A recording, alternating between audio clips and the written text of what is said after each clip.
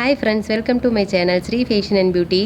நம்ம லாஸ்ட் வீடியோவில் chain stitch with zigzag stitch எப்படி போடுறதுன்னு சொல்லியிருப்போம். நீங்கள் கண்டிப்பாக இது வந்து ப்ராக்டிஸ் பண்ணியிருப்பீங்க நான் நம்புகிறேன். இன்றைக்கி வந்துட்டு ஜிக்ஜாக் ஸ்டிச் பற்றி தான் பார்க்க போகிறோம். பட் இது வந்துட்டு பேஸ் எதுவும் கொடுக்க போகிறது இல்லை, நார்மலாக வெறும் ஜிக்ஜாக் மட்டும் தான் போட போகிறோம். அதுக்காக தான் நான் வந்து இந்த 2 லைன் போட்டிருக்கேன். இந்த ஸ்டிச்சும் பார்த்தீங்க அப்படின்னா நம்ம வந்து பார்டர்ஸில் தான் கொடுப்போம். நெக்லைனாக இருக்கட்டும், பார்டர்ஸாக இருக்கும், கொடுத்துட்டு இப்படி ஜிக்ஜாக் போடுறப்ப இந்த ட்ரையாங்கல் மாதிரி வந்துடும் இல்லைங்களா. ஸோ இந்த இடத்துல கேப் வரும் இல்லைங்களா. இதில் வந்துட்டு நம்ம பீடோ இல்லை ஃப்ரெஞ்ச் நாட்டு ஸ்டோனு அந்த மாதிரி எது வேணாலும் நம்ம வச்சுக்கலாம். ஸோ அந்த டிசைன் ரொம்ப க்யூட்டாக இருக்கும். அதனால நம்ம வந்துட்டு இன்னைக்கு இந்த மாதிரி நார்மல் ஜிக்ஜாக் வந்துட்டு எப்படி வந்து போடுறது அப்படின்னு சொல்லிட்டு காட்ட போகிறேன். சரி வாங்க வீடியோக்குள்ளே போகலாம்.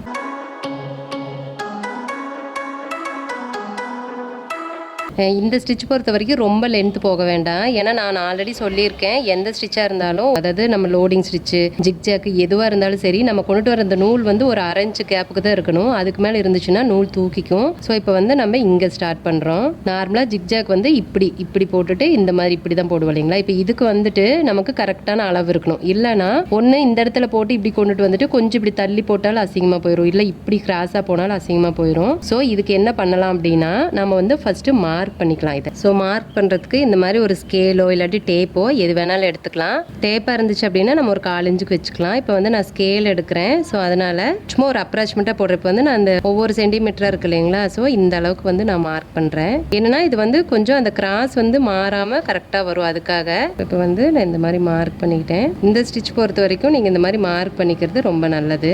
இந்த பக்கம் மார்க் பண்ணுறப்போ இதே மாதிரி இதுக்கு நேராக பண்ணக்கூடாது. ஏன்னா நேராக பண்ணோம் அப்படின்னா நமக்கு வந்து கரெக்டாக வராது இல்லைங்களா. ஸோ இந்த 2க்கும் இடையில தான் வந்துட்டு நம்ம இதை வந்து மார்க் பண்ணணும். ஸோ இங்கிருந்து ஒவ்வொரு இன்ச்சு மார்க் பண்ணிங்கன்னா உங்களுக்கு வந்து அந்த 2 இதுக்கும் சென்டரில் வந்துடும் கரெக்டாக. இப்போ வந்து சப்போஸ் வரைகிறப்போ நம்ம கொஞ்சம் ஏதாவது மாற்றி வச்சுட்டா கூட அதுக்கு தகுந்த மாதிரி நம்ம போட்டுக்கலாம். ஒன்றுமே போடாமல் போடுறப்ப ரொம்ப கஷ்டம். ஸோ அதுக்காக தான் இப்போ இந்த இடத்துல நான் வந்து நூல் எடுக்கிறேன்.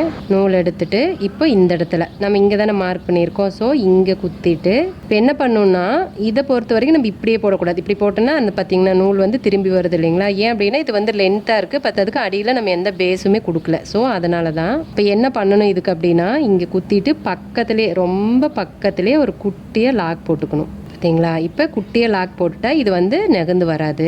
ஸோ அடுத்தது நம்ம இங்கே போடலாம். போட்டுட்டு பக்கத்தில் ஒரு குட்டியை ஒரு லாக்கு. அடுத்தது இங்கே நான் வந்து கொஞ்சம் மாற்றி வரைஞ்சிட்டேன். ஸோ அதனால் நான் ஓரளவுக்கு நானே போட்டுக்கிறேன் இங்கே. அப்புறம் பக்கத்தில், ஏன்னா இந்த லாக் வந்து ரொம்ப தூரம் தள்ளி போட வேண்டாம். இப்போ இந்த இடத்துல என்னென்னா இப்போ நம்ம சும்மா நார்மலாக போடுறோம். ஸோ அதனால் அந்த கிராஸ் மாறுச்சுனாலும் ஒன்றும் பிரச்சனை இல்லை. பட் டிசைனில் அப்படின்னு போடுறப்போ கிராஸ் மாறுச்சுன்னா அது நல்லாவே தெரியும் உங்களுக்கு பார்க்குறதுக்கு. ஸோ அதனால் கண்டிப்பாக அதுக்கு வந்து நீங்கள் அளவெல்லாம் வரைஞ்சிட்டு அதுக்கப்புறமா வந்துட்டு நீங்கள் போடுங்க. இந்த இடத்துல குட்டியாக ஒரு லாக். பார்த்தீங்கன்னா அந்த லாக் வந்துட்டு அவ்வளோ சின்னதாக இருக்கணும்.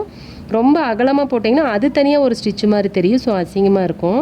இப்போ பாருங்கள், இப்போ நான் இவ்வளோ தூரம் லாக் போடுறேன்னு வச்சுக்கோங்களேன். பார்த்தீங்களா, தெரியுது பார்த்தீங்களா. இப்போ இந்த நூல் இப்படி இழுத்துட்டு இருக்கிற மாதிரி இருக்குது பாருங்கள். ஸோ அதனால் இந்த லாக் வந்துட்டு நீங்கள் எவ்வளோ தூரம் சின்னதாக போட முடியுமோ அவ்வளோ தூரம் சின்னதாக போட்டுக்கோங்க.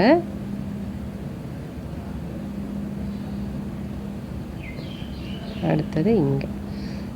ஸோ இதே மாதிரி தான் இந்த ஜிக்ஜாக் பார்த்திங்கன்னா நம்ம பேஸ் எதுவும் கொடுக்கல இல்லைங்களா. இதுவும் வந்துட்டு கம்பல்சரி வந்து பார்டருக்கு தான் நம்ம யூஸ் பண்ணுவோம். உள்ளே வந்து எதுவும் இந்த டிசைன் வந்துட்டு நம்ம டிசைனுக்குள்ளார அதிகம் எதுவும் போட மாட்டோம்.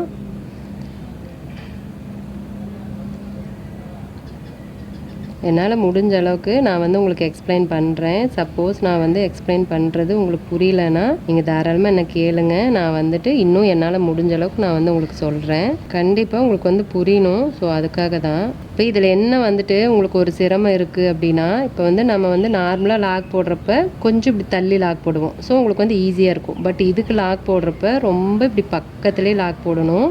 ஸோ இப்படி விட்டுட்டு நீங்கள் நூலை எடுக்கிறப்போ சம்டைம் வந்து நூல் ஊசியில் மாட்டி கட் ஆயிரும். அதுக்கு என்ன பண்ணலாம் அப்படின்னா, இப்போ நீங்கள் இப்படி எடுக்கிறீங்கன்னா இந்த நூல் இருக்கு இல்லைங்களா, இந்த நூலை கொஞ்சம் லைட்டாக எக்ஸ்ட்ரா விட்டுக்கோங்க, லூஸாக விட்டுக்கோங்க. விட்டுட்டு இப்போ பக்கத்துலேயே வந்து குத்துங்க. குத்திட்டு இப்போ வந்து நீங்கள் நூல் எடுக்கிறப்ப ரொம்ப ஈஸியாக இருக்கும். அந்த அந்த லாக்கு வந்து விழுந்துரும், ஒன்றும் பிரச்சனை இல்லை. ஏன்னா ரொம்ப சின்ன லாக் போடுறப்ப கண்டிப்பாக வந்துட்டு நூல் கட் ஆகிறதுக்கு நிறைய சான்சஸ் இருக்குது. இப்போ வந்து நான் இந்த இடத்துல எண்ணாட் போட்டு முடிச்சிட்டேன். ஸோ இப்படி தான் வந்துட்டு நம்மளோட ஜிக்ஜாக் போடணும். இப்போ இது வந்து நான் வந்து சிங்கிள் சைடில் போட்டிருக்கேன். அடுத்தது இதே ஜிக்ஜாக்கு டபுள் சைடில் எப்படி போடுறதுன்னு பார்க்கலாம். அது வந்து டபுள் கலராக இருக்கட்டும் இல்லை சிங்கிள் கலராக இருக்கட்டும், எதுவாக இருந்தாலும் சரி, டபுள் லைனில் வந்துட்டு எப்படி போடுறதுன்னு பார்க்கலாம். இப்போ நான் டபுள் கலரில் போடுறதுக்கு இப்போ இந்த இடத்துல ஒரு பிங்க் கலர் எடுத்திருக்கேன். இப்போ முடிஞ்ச அளவுக்கு நீங்கள் மார்க் பண்ணியிருக்கேன். ஸோ இந்த மார்க் கரெக்டாக இருக்கும் அப்படின்னு சொல்லிட்டு கையால் தான் போட்ட, ஒன்றும் அளவெல்லாம் வைக்கல. இப்போ வந்துட்டு நார்மலாக நம்ம வந்துட்டு எப்படி வந்து ஜிக்ஜாக் போட்டோமோ சேம் அதே தான். பக்கத்தில் குட்டி ஒரு லாக் போட்டுக்கிறோம். அப்புறம் இந்த இடத்துல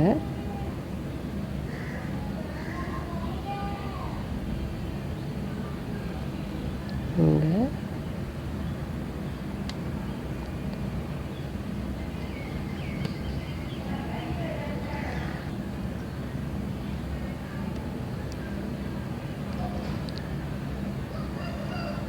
இப்போ அவ்வளோதான், நம்ம வந்து ஜிக்ஜாக் போட்டாச்சு.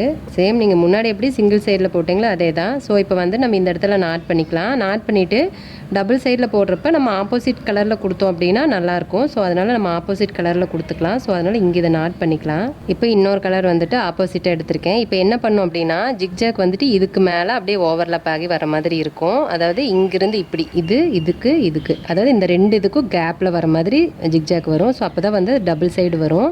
இப்போ வந்துட்டு நம்ம இதுக்கு சென்டர் பார்த்துட்டு போட்டுக்கலாம். இப்போ வந்து ஸ்டார்ட் பண்ணுறது இந்த பக்கம் போட்டிருக்கோம் இல்லைங்களா, சேம் அதே இடத்துல நம்ம அந்த பக்கம் ஸ்டார்ட் பண்ணிக்கலாம். ஸ்டார்ட் பண்ணிவிட்டு இங்கே அதுக்கப்புறம் இதில் பார்த்தீங்கன்னா ஓரளவுக்கு வந்து நம்ம சென்டர் கொண்டு வந்துட முடியும். ஏன்னா ஆல்ரெடி ஒரு லைன் போட்டிருக்கோம். ஸோ அதனால் அதுக்கு சென்டரை ஓரளவுக்கு நம்ம கொண்டு வந்துக்க முடியும்.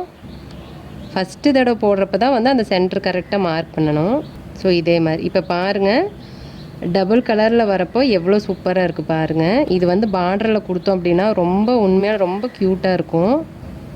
அதே மாதிரி இதுக்கு வந்து நீங்கள் லாக் போடுறப்ப இதுக்கு நேராக தான் லாக் போடணும். இப்போ இப்படி கிராஸாவோ இல்லை இப்படி கிராஸாவோ போடக்கூடாது. ஸோ அப்படி போட்டிங்கனாலும் இந்த ட்ரையாங்கிள் வந்து மாறும். ஸோ அதனால் இதுக்கு நேராகவே வந்துட்டு லாக் போட்டுக்கணும்.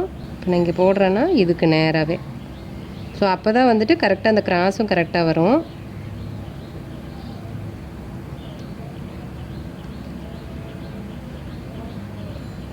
இதில் நீங்கள் கவனமாக பார்க்குறது அந்த நூல் கட் ஆகிறது தான். ஏன்னா கண்டிப்பாக அது வந்துட்டு கொஞ்சம் கட் ஆகிறதுக்கு வாய்ப்பு இருக்குது. புதுசாக போடுறப்ப அந்த குட்டி குட்டியாக லாக் போடுறப்ப அந்த நூல் வெளியில் கொண்டு வரது ரொம்ப கஷ்டம். ஸோ அதுக்காக பட்டன் ஹோல் ஸ்டிச்சே போடுறப்ப இது போட முடியாதாங்க. இதெல்லாம் ரொம்ப ஈஸியாக அடிச்சு தூக்கிட்டு போயிடலாம். சில ஸ்டிச்சஸ் தான் வந்துட்டு புதுசாக கற்றுக்கிறப்ப ரொம்ப கஷ்டமாக இருக்கும். சிலதெல்லாம் வந்து ஸ்டார்டிங்லேயே வந்துட்டு கொஞ்சம் ப்ராக்டிஸ் இருந்தாலே ஈஸியாக வந்துடும். ஸோ அதில் ஒன்று தான் இதுவும். இப்போ முடிச்சுட்டு நான் அப்படியே வந்துட்டு இந்த இடத்துல எண்ணாட் போட்டுக்கிறேன். இதுக்கு வந்து பக்கத்தில் வந்து இன்னொரு குட்டி நாட் போட வேணும் அப்படிங்கிறது இல்லை, நம்ம அப்படியே நாட் போட்டுக்கலாம். இப்போ தெரியுது பாருங்கள், இந்த இடத்துல வந்துட்டு ஸ்கொயர் ஷேப்பில் வந்திருக்கு. இதெல்லாம் வந்துட்டு ட்ரையாங்கிளாக இந்த கலர் வந்திருக்கு. இது வந்து ஒன் சைடு ஜிக்ஜாக்கு, இது வந்து டபுள் சைடு டபுள் கலரு. இதில் நீங்கள் ஒரே கலர் கூட கொடுக்கலாம். நான் 2 கலரே தான் கொடுக்கணும் அப்படிங்கிறது இல்லை, ஒரே கலர் கொடுத்தீங்கனாலும் இது நல்லாயிருக்கும். என்னன்னா நம்ம இடையில வந்துட்டு வேறு ஏதாவது கண்டிப்பாக நம்ம டிசைன் கொடுப்போம். இப்படியே விட மாட்டோம், இப்படியே விட்டால் மொட்டையாக இருக்கிற மாதிரி இருக்கும். ஸோ டிசைன் கொடுப்போம். அப்போ வந்துட்டு நம்ம இது என்ன கலரில் வந்து ஜிக்ஜாக் போட்டிருக்கோமோ அதுக்கு ஆப்போசிட் கலரில் உள்ளே ஃபில் பண்ணிங்க அப்படின்னா ரொம்ப சூப்பராக இருக்கும். இப்போ இதுக்குள்ளார நான் வந்து ஃபில் பண்ணுறதுக்கு ஜஸ்ட் சிம்பிளாக வந்துட்டு உங்களுக்கு பீடு வச்சு ஃபில் பண்ணி காட்டுறேன். அதுலேயே உங்களுக்கு வித்தியாசம் தெரியும் பாருங்கள். இப்போ பாருங்கள், நான் இந்த கலரில் பீடு எடுத்திருக்கேன், க்ரீன் கலரில். எதுக்காகனா கொஞ்சம் ஆப்போசிட் கலரில் கான்ட்ராஸ்ட்டாக தெரியணும் அப்படிங்கிறதுக்காக இந்த க்ரீன் கலர் எடுத்திருக்கேன். ஏன்னா எப்போவுமே வந்துட்டு பீடு ஸ்டிச் பண்ணுறப்ப நம்ம நார்மல் சூவிங் த்ரெட் தான் யூஸ் பண்ணுவோம். அப்புறம் ஏன் ஜரி அப்படின்னு தானே உங்களுக்கு தோணுது. இப்போ நார்மலாக வந்துட்டு நம்ம இந்த கேப்புக்கு மட்டும் இந்த பீடு வச்சு ஸ்டிச் பண்ணி விட்டுறதுனால விட்டுறலாம். ஸோ வேறு மாதிரி எப்படி ஃபில் பண்ணலாம் அப்படின்னா, இப்போ இந்த 2 நூலும் வந்து ஜாயிண்ட் ஆகுது பாருங்க. இந்த இடத்துல நூல் வர மாதிரி ஒரு செயின் ஸ்டிச் போடணும். போட்டுட்டு அடுத்தது பார்த்தீங்கன்னா இங்கே பீடு வைக்கணும். ஸோ அந்த மாதிரி போட்டால் இந்த இடத்துல வந்து இது 2 ஜாயிண்ட் ஆகிற இடத்துல இந்த நூல் போடுறப்போ அந்த செயின் ஸ்டிச் பார்க்கறதுக்கு அழகாக இருக்கும். இப்போ பாருங்க, நான் போட்டு காட்டுறேன். இப்போ இதை வந்துட்டு ஒட்டியே ரொம்ப இழுத்து போட வேண்டாம், ஒட்டி கொஞ்சம் பக்கத்தில் போட்டுக்கிட்டு ஒரு லாக் போட்டுக்கலாம். ஒருவேளை இந்த கேப் வந்து குட்டியாக இருந்துச்சுன்னா நீங்கள் லாக்கே போட தேவையில்லை, அப்படியே பீடு வச்சுக்கலாம். பட் ஆனால் இதில் வந்து கொஞ்சம் கேப் அதிகமாக இருக்குது. ஸோ அதனால் ஒரு குட்டி ஒரு லாக் போட்டுட்டு இப்போ பீடு வைக்கிறோம். ஓகேங்களா, அடுத்தது பக்கத்துலேயே ஒரு ஸ்டிச் இப்படி வைக்கிற பாருங்க, அது கொஞ்சம் தள்ளி போயிடும். ஸோ இங்கே ரொம்ப கேப் இருக்கிற மாதிரி இருக்கும். அதுக்கு என்ன பண்ணலாம்னா கொஞ்சம் லூஸாக நீங்கள் தைச்சிக்கலாம். ஏன்னா இது 2 ஸ்டிச் போட்டாலும் ரொம்ப ஒரு மாதிரி இருக்குது. ஸோ அதனால் போட்டுட்டு பக்கத்தில் ஒரு ஸ்டிச், மறுபடியும் ஒரு பீடு. இது வந்து டிசைன் பண்ணுறதெல்லாம் வந்து நம்மளோட க்ரியேட்டிவிட்டி தான். நம்ம எப்படி வேணுமோ நம்ம அந்த மாதிரி டிசைன் பண்ணிக்கலாம். நீங்கள் இதுக்குள்ளார ஃப்ரெஞ்ச் நாட் மட்டும் போடுறதுனாலும் போடலாம். இப்போ பாருங்கள், இந்த மாதிரி வந்து ஃபில் பண்ணாலும் நல்லாயிருக்கும். நீங்கள் வந்து இது ஜரி போடுறதுனால அவ்வளோக்கா வந்துட்டு உங்களுக்கு டார்க்காக தெரியல. பட் வந்துட்டு இதுக்கு ஆப்போசிட்டாக வேறு ஏதாவது கலர் கொடுத்துருந்தீங்கன்னா சூப்பராக இருக்கும். ஸோ இல்லை எனக்கு வந்துட்டு இந்த மாதிரி வேண்டாம், வெறும் சென்டரில் மட்டும் பீடு வேணும் அப்படின்னாலும் சென்டரில் மட்டும் பீடு வச்சு நீங்கள் வந்து ஸ்டிச் பண்ணிக்கலாம். ஆனால் என்னென்னா ஒவ்வொரு பீடுக்கும் நீங்கள் வந்து எண்டு நாட் போடுற மாதிரி இருக்கும். ஜஸ்ட் நான் வந்து ஒரு எக்ஸாம்பிளுக்காக நான் உங்களுக்கு இது போட்டு காட்டினேன். ஸோ இந்த மாதிரி நீங்களும் இதே மாதிரி ட்ரை பண்ணி பாருங்கள். ஓகேங்க, இன்றைக்கி டியூட்டோரியல் வந்துட்டு உங்களுக்கு ரொம்ப யூஸ்ஃபுல்லாக இருக்கும்னு நான் நம்புகிறேன். இந்த ஸ்டிச் ரொம்ப ஈஸி தான். நீங்கள் வந்து ரொம்ப மெனக்கெட்டு ரொம்ப கஷ்டப்படலாம் தேவையில்லை. ஓகே ஃப்ரெண்ட்ஸ், கண்டிப்பாக இந்த வீடியோ உங்களுக்கு யூஸ்ஃபுல்லாக இருக்குன்னு நினச்சிங்க அப்படின்னா நீங்கள் வீடியோ லைக் பண்ணுங்கள், உங்கள் ஃப்ரெண்ட்ஸ்க்கெலாம் ஷேர் பண்ணுங்கள். உங்களோட கமெண்ட்ஸ் எதுவாக இருந்தாலும் கமெண்ட் பாக்ஸில் தெரிவிங்க. என்னுடைய டியூட்டோரியல் கிளாஸ் எல்லாம் பார்த்து நீங்கள் ஆரி எம்ப்ராய்டரி கற்றுக்கணும்னு ஆசைப்பட்டீங்க அப்படின்னா ஃபஸ்ட்டு சேனல் சப்ஸ்கிரைப் பண்ணிக்கோங்க. பக்கத்தில் பாருங்கள் ஒரு பெல் ஐக்கன் வரும், அதையும் கிளிக் பண்ணிக்கோங்க. ஸோ அப்போ தான் நான் எப்போல்லாம் வீடியோஸ் போடுறேனோ அப்போல்லாம் உங்களுக்கு வந்து நோட்டிஃபிகேஷன் வந்துடும். ஸோ என்னோட வீடியோஸை நீங்கள் வந்து மிஸ் பண்ணாமல் பார்க்கலாம். ஓகே ஃப்ரெண்ட்ஸ், இந்த வீடியோ இதோட முடியுது. நான் இன்னொரு வீடியோவில் உங்களை மீட் பண்ணுறேன். பாய், தேங்க்யூ.